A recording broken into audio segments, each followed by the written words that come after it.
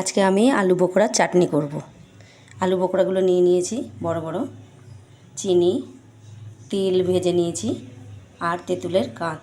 আলু বোখরাগুলো কেটে নেব চাকু দিয়ে।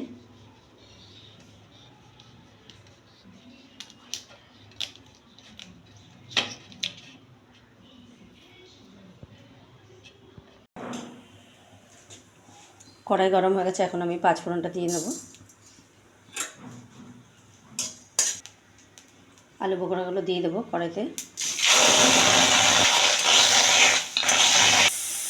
সামান্য জল দিয়ে দেবো সেদ্ধ হওয়ার জন্যে।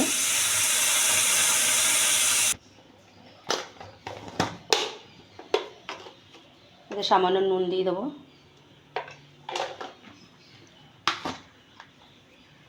সামান্য একটু হলুদ দিয়ে দেবো।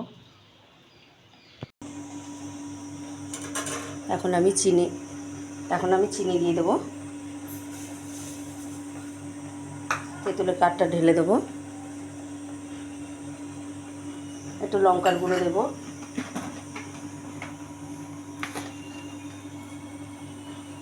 এক চামচের মতন লঙ্কার গুঁড়ো দেবো।